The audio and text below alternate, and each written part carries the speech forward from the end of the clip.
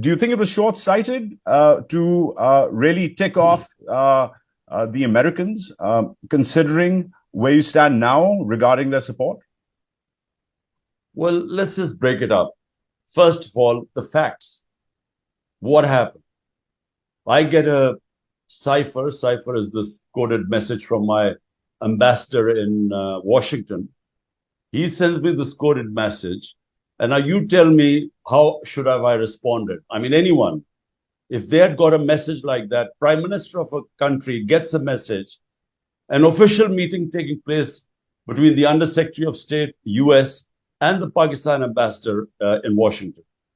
And the message reads, here's the prime minister reading the message, that unless the prime minister, Imran Khan, is removed in a vote of no confidence, there'll be consequences for Pakistan. There were other things in the cipher, but I mean, imagine a prime minister of a country, elected prime minister of a country, reads this message that an American official is telling my ambassador that Pakistan should get rid of me. Otherwise, there'll be consequences.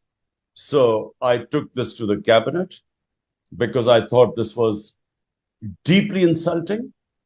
For a country of 250 million people, I thought it was humiliating for anyone to write any official from any country writing a letter like that or sending a message like that to the prime minister, elected prime minister.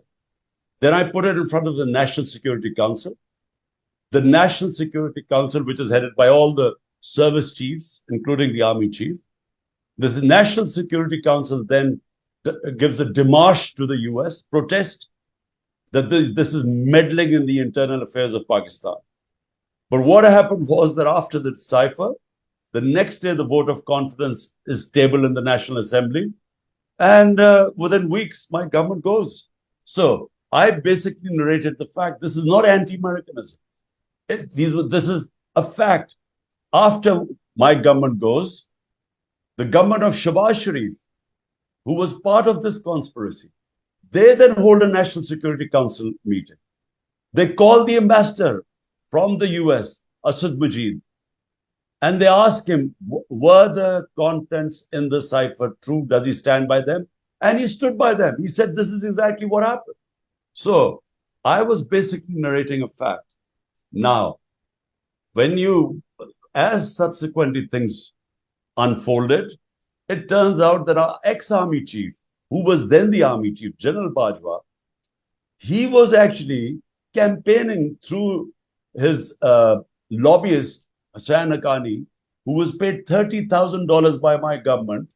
He was lobbying with the US to say that Imran Khan was anti-American. He tweeted, General Bajwa was pro-American, I was anti-American.